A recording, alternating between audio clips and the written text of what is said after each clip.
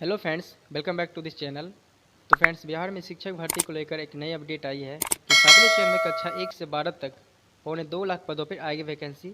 जी हाँ दोस्तों, वित्त विभाग के फैसले के बाद कैबिनेट में जाएगा प्रस्ताव। तो फ्रेंड्स, चलिए पूरे अपडेट को जानते हैं क्या इसमें कहा गया है। और फ्रेंड्स, वीडियो में अंत तक बने रहिएगा और चैनल पर अगर नए हैं तो चैनल को सब्सक्राइब कर अपने फ्रेंड्स के साथ शेयर जरूर कीजिएगा। तो फ्रेंड्स, चलिए वीडियो में आगे बढ़ते हैं। राजकीय स्कूलों में कक्षा 1 से 12 तक लगभग 2.25 लाख शिक्षकों की बहाली के लिए शिक्षक नियुक्ति नियमावली 2022 की फाइल शिक्षा विभाग ने वित्त विभाग को भेजी है। तो फ्रेंड्स, यहाँ पे स्पष्ट लिखा हुआ है, शिक्षा विभाग ने 7वें चरण में जो बहाली होने वाली है उसका फाइल वित्त विभाग को भेज दी है।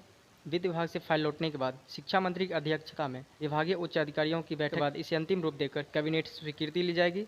सही प्रक्रिया पूर्ण होने तक 7वें चरण की वैकेंसी का इंतजार कर रहे अभ्यर्थियों को अभी और इंतजार करना होगा। उसके बाद वित्त विभाग को भेजी गई नियमावली में बीटेट, सीटेट और एसटीईटी के रिजल्ट पर 60% और शैक्षणिक व प्रशिक्षण योग्यता जैसे मैट्रिक से स्नातकोत्तर, डीएलएड और बीएड तक 40% वेटेज का प्रावधान है।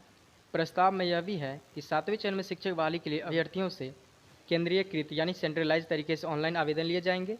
किस नियोजन निकाय में शिक्षक बनना चाहते हैं इसका ऑप्शन मांगा जाएगा। तो इसमें स्पष्ट लिखा गया कि आप किस नियोजन निकाय में ज्वाइन करना चाहते हैं, कि आप किस पंचायत में ज्वाइन होना चाहते हैं, इसका प्रेफरेंस आपसे मांगा जाएगा। नियुक्ति प्रक्रिया पूरी करने के लिए कमेटी होगी जो आवेदन का स्क्रूटनी कर अंतिम मेधा सूची तैयार कराएगी।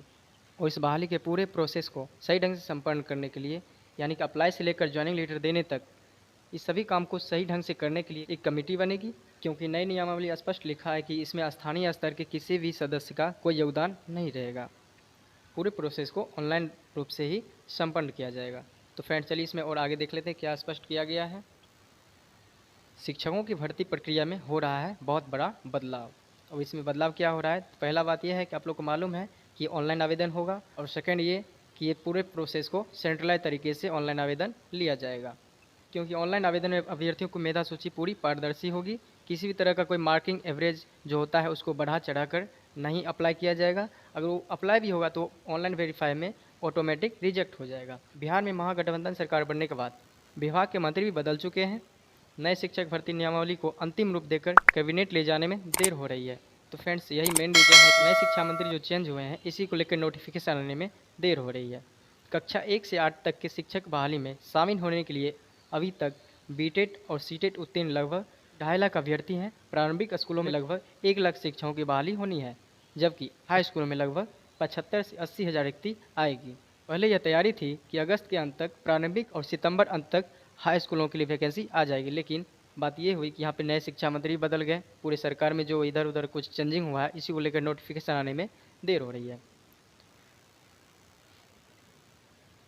तो चलिए आगे देख लेते हैं। सहमति बनी तो बहाली के लिए यह प्रावधान। तो फ्रेंड्स, चलिए इसको एक एक कर देखते हैं। कक्षा 1 से 5 के लिए क्या बहाली प्रक्रिया होगी। मैट्रिक, इंटर और प्रशिक्षण के प्राप्त अंकों के योग को 3 से भाग देने पर मेधा अंक आएगा और इसे 40% से निकाला जाएगा। बीटेट या सीटेट के अंकों का 60% निकालकर फाइनल सूची बनेगी। तो इस तरह से आपका 1 to 5 के लिए फाइनल मेरिट लिस्ट तैयार होगी। तो चलिए अब 6 to 8 के लिए देख लेते हैं। स्नातक और प्रशिक्षण के कुल प्राप्त अंकों को 2 से भाग देकर जो अंक होगा इसे 40% के हिसाब से निकाला जाएगा। फिर टीटी या सीटेट के अंकों का 60% अंक निकालकर फाइनल मेधा सूची तैयार होगी। तो इस तरह से 6 to 8 के लिए फाइनल मेरिट लिस्ट बनेगी। अब देख लेते हैं हाई स्कूलों के लिए, कक्षा 9 एवं 10 के लिए। स्नातक एवं प्रशिक्षण के कुल प्राप्त अंकों को 2 से भाग देने के बाद कुल अंकों का 40% निकाला जाएगा। इसके बाद एसटीईटी के अंकों को जोड़कर फाइनल मेधा सूची तैयार होगी। तो इस तरह से हाई स्कूलों के लिए फाइनल मेधा सूची तैयार होगी। तो फ्रेंड्स, इस तरह से तीनों कैटेगरी में अप्लाई करने के लिए फाइनल मेधा सूची बनेगी। अगर कैबिनेट में ये नया नियमावली पास होती है तो फिर, नहीं तो वही पुराने नियमावली से ही बहाली होगी। तो आगे कुछ और भी दिया हुआ, चलिए उसको भी देख लेते हैं। क्लास 11th और 12th में अप्लाई करने के लिए कैसे मेधा सूची बनेगी उसका भी दिया हुआ है। पीजी और प्रशिक्षण के प्राप्त अंकों को 2 से भाग देने के बाद जो अंक आएगा उसका 40% निकलेगा और फिर एसटीईटी के अंकों को 60% निकालकर फाइनल मेधा सूची बनेगी। तो इस तरह से दोनों परसेंटेज जोड़ दिया जाएगा और फिर फाइनल मेधा सूची तैयार हो जाएगी। इसमें कुछ वेटेज दिया हुआ है, चलिए देख लेते हैं। अतिथि शिक्षक को मिलेगा वेटेज। उच्च माध्यमिक स्कूलों में अतिथि शिक्षक के रूप में कार्य कर चुके अभ्यर्थियों को 5 अंकों का वेटेज मिलेगा। भूतपूर्व सैनिक की विधवा को 10 अंक का वेटेज मिलेगा। तो इस तरह से कुछ वेटेज का भी प्रावधान किया जाएगा। फ्रेंड्स, इस तरह से फाइनल मेधा सूची तैयार होगी और फिर बहाली प्रक्रिया आरंभ होगी। तो फ्रेंड्स, 7वें संघ जो बहाली आ रही है उसमें अगर नया नियमावली 2022 अप्लाई होती है तो इस नए नियमावली इस तरह के प्रावधान किया गया है, उसमें इसी तरह से फाइनल मेधा सूची तैयार होगी। तो फ्रेंड्स, वीडियो में यहाँ तक बने रहने के लिए बहुत बहुत धन्यवाद। ऐसे अपडेट पाने के लिए चैनल से कनेक्टेड रहें। तो जल्द मिलते हैं एक नए अपडेट के साथ, तब तक के लिए जय हिंद, जय भारत।